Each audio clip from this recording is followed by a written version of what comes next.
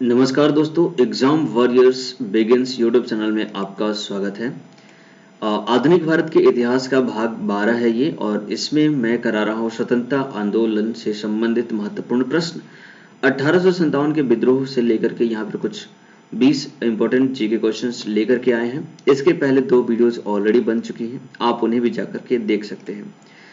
इस वीडियो में आने वाले जितने प्रश्न हैं आपके सभी कॉम्पिटिटिव एग्जाम्स के लिए महत्वपूर्ण हैं, चाहे वो यूपीएससी हो, RO, ARO, SSC, railway, banking, state PSC, CDS, NDA, CGL, CHSL, पटवारी, संविदा, पुलिस एसआई, इन सभी एग्जाम्स में जहां भी स्टैटिक जीके और जीएस पूछा जाता है उन सभी पेपर्स में आपके लिए ये क्वेश्चन काफी इंपॉर्टेंट होते हैं। इसलिए आपको इन सभी प्रश्नों का प्रिपरेशन काफी अच्छे तरीके से कर लेना चाहिए।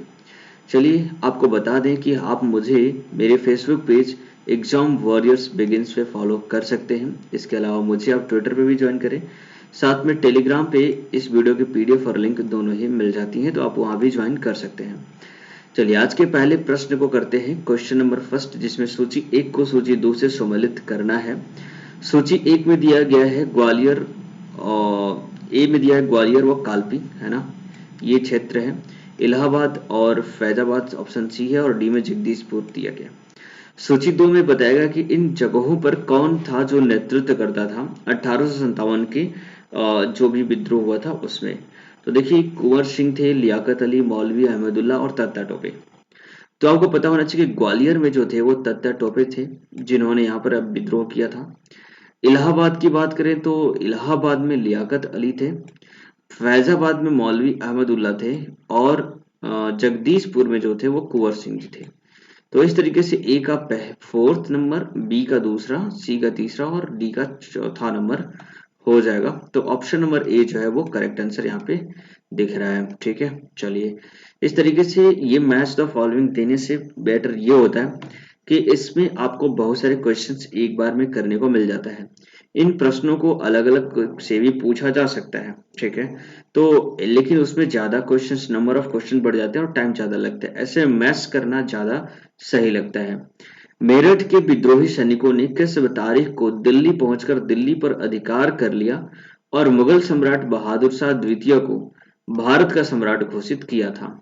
तो देखिए, ये जो घटना घटी थी वो 12 मई 1857 को घटी थी, जब वो मेरठ से सैनिकों ने वहां से चलना शुरू किया था और दिल्ली में वहां के जो भी गवर्नर जनरल था, जो भी वहां का अधिकारी था, उसको हराया गया था। ठीक है, सूची 1 को सूची 2 से सम्मिलित कीजिए। क्षेत्र दिया झांसी, फतेहपुर, मथुरा, संबलपुर। तो अभी 4 जगहों के नाम तो पहले आपने पहले प्रश्न में याद कर लिया। अभी 4 जगह यहाँ पे दिए गए थे, अब इनमें बताना है कि यहाँ पर कौन कौन था जिसने नेतृत्व किया था। तो देखिए, झांसी में तो लक्ष्मीबाई थी, फतेहपुर में अजीमुल्ला थे, मथुरा में देवी सिंह थे, और संबलपुर में यहाँ पर सुरेंद्र शाही थे। ठीक है, तो यहाँ पर ऑप्शन ए का पहला, बी का दूसरा, सी का तीसरा और डी का चौथा नंबर ऑप्शन करेक्ट हो जाएगा। थर्ड का ए जो है करेक्ट आंसर है। क्वेश्चन नंबर 4 है, 1857 के विद्रोह के दौरान दिल्ली में विद्रोह का सैन्य नेतृत्व किसने किया था, ये आपको बताना है ना। 1857 के विद्रोह के दौरान दिल्ली में विद्रोह का सैन्य नेतृत्व किसने किया था। तो दिल्ली में देखिए, जो बहादुर शाह जफर थे वो तो वहां के शासक सम्राट थे, लेकिन सेना का जो नेतृत्व किया था वो बख्त खान ने किया था। ऑप्शन नंबर ए जो है वो करेक्ट आंसर है। अगला क्वेश्चन यहाँ पर है, सूची 1 को सूची 2 से सम्मिलित करना है, जिसमें विद्रोह का स्थान दिया है और यहाँ पर ब्रिटिश अधिकारी का नाम बताना है, क्योंकि हर जगह पे जहां जहां विद्रोह हुआ था अलग अलग ब्रिटिश अधिकारी भी वहां पर नियुक्त किए गए थे उनके अगेंस्ट में विद्रोह को दमन करने के लिए। तो देखिए, दिल्ली, कानपुर, झांसी और ग्वालियर, इलाहाबाद, इन सभी जगहों पे जो ब्रिटिश अधिकारी थे, तो दिल्ली में जो थे वो निकलसन व हडसन थे, कानपुर और लखनऊ में हैवलॉक और कैम्पबेल थे, झांसी में जो ह्यूरोज था, आपको पता ही होगा इनका नाम तो, और साथ में इलाहाबाद में जो था वो कर्नल नील था। ठीक है, तो इस तरीके से ए का पहला, बी का दूसरा, सी का तीसरा, डी का चौथा। देखिए, इन प्रश्नों को कराने का उद्देश्य आपके टेस्ट लेने से ज्यादा ये रहता है कि आप इन प्रश्नों को जानें और ज्यादा से ज्यादा नॉलेज को ले पाए। ठीक है, इसलिए इन प्रश्नों को जरूर देखा करें और रोजाना करा करें। ठीक है, क्वेश्चन नंबर 6 है, बिहार के जगदीशपुर में विद्रोह के दमन का श्रेय किस ब्रिटिश अधिकारी को है। यानी कि जगदीशपुर में किसने विद्रोह, ब्रिटिश अधिकारी था जिसने विद्रोह यहाँ पर किया था। तो देखिए यहाँ पर जो था वो टेलर व विंसेंट आयर था। ठीक है, क्वेश्चन नंबर 7 है 1857 के विद्रोह के क्रम में दिल्ली विद्रोह के दमन करने में किस ब्रिटिश सैन्य अधिकारी की मृत्यु हो गई थी। तो किस ब्रिटिश अधिकारी की मृत्यु हो गई थी उसके बारे में बताना है, और कहां पर, दिल्ली में। तो दिल्ली में देखिए जो था निकलसन था, वहां का नेतृत्व तो वही कर रहा था, इसलिए मृत्यु भी इसी की हुई होगी। ऑप्शन नंबर ए जो है करेक्ट आंसर है। क्वेश्चन नंबर 8 है जिसमें पूछा गया है किसी स्थान पर हुए विद्रोह के दमन के दौरान ब्रिटिश सैन्य अधिकारी हैवलॉक की मौत हो गई थी। तो हैवलॉक जो था वो कहाँ पे था, लखनऊ में था। ऑप्शन नंबर सी जो है ये करेक्ट हो जाएगी, वहां पर उसकी मौत हो गई थी। क्वेश्चन नंबर 9 है सर्वप्रथम किसने 1857 के विद्रोह के तुरंत बाद इसे एक राष्ट्रीय विद्रोह की संज्ञा दी थी, है ना। तो 1857 के विद्रोह के तुरंत बाद इसे एक राष्ट्रीय विद्रोह की संज्ञा सबसे पहले जो दी थी वो कौन था, तो बेंजामिन डिज़रायली था। ऑप्शन नंबर ए जो है करेक्ट आंसर हो जाएगा। क्वेश्चन नंबर 10 है जिसमें भी सूची एक को सूची दो से सम्मिलित करना है। तो 1857 की क्रांति का स्वरूप बताया गया है और यहाँ पे विचारक बताया गया है कि कौन, किस विचारक का क्या विचार था। जैसे 1857 की क्रांति को किस विचारक ने कहा कि ये सैनिक विद्रोह था, किसी ने बोला राष्ट्रीय विद्रोह था, किसी ने बोला अंग्रेजों के विरुद्ध मुस्लिम हिंदू षड्यंत्र था, और किसी ने बोला समांती विद्रोह था। तो देखिए सैनिक विद्रोह बताने वाले जो थे इसको वो सर जॉन लॉरेंस था। राष्ट्रीय विद्रोह इसको बताया था किसने, बेंजामिन डिज़रायली ने। और अंग्रेजों के विरुद्ध मुस्लिम हिंदू एकता षड्यंत्र था, ये बताया टेलर व आउटरम ने। और आखिरी में जो कि यहाँ पर बताया गया था कि इसको समांती विद्रोह की सूची में किसने डाला था, तो वो था जवाहरलाल नेहरू। तो ऑप्शन नंबर जो ए है वो करेक्ट आंसर यहाँ पे हो जाएगा। ठीक है, चलिए क्वेश्चन नंबर 11 देखते हैं जिसमें पूछा गया है निम्नलिखित में से किसने 1857 के विप्लव को प्रथम भारतीय स्वतंत्रता युद्ध की संज्ञा दी थी। ठीक है, तो प्रथम भारतीय स्वतंत्रता युद्ध की संज्ञा इसको देने वाले थे बीडी सावरकर जी। ठीक है, चलिए आगे देखते हैं क्वेश्चन नंबर 12 किसके मत में 1857 की क्रांति आरंभ में सैनिक विद्रोह जो बाद में राष्ट्रीय विद्रोह हो गया और फिर स्वतंत्रता संग्राम में परिणित हो गया। तो ये जो राय थी वो थी एस एन सेन की। ऑप्शन नंबर सी जो है वो करेक्ट आंसर हो जाएगा।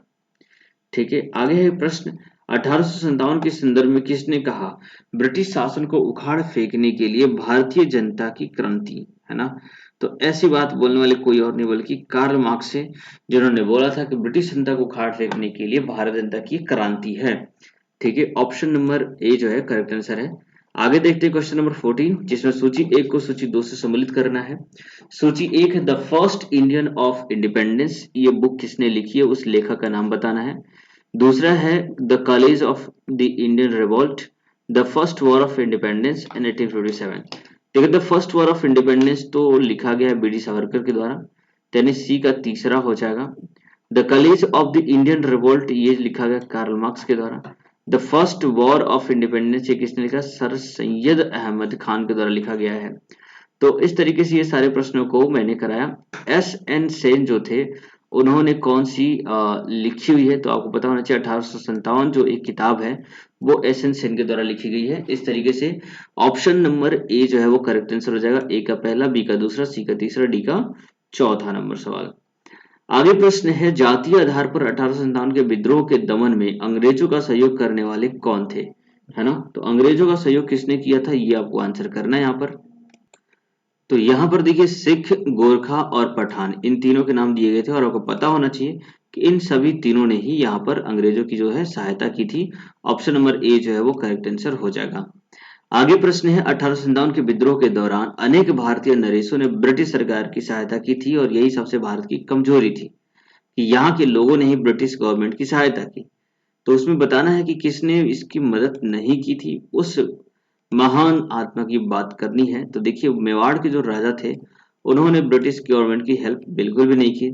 बाकी जो राजा थे वो लगभग उन राजाओं ने भी ब्रिटिश गवर्नमेंट की सहयोग किया था जिनको किसी से कोई दूसरा लेना देना नहीं था।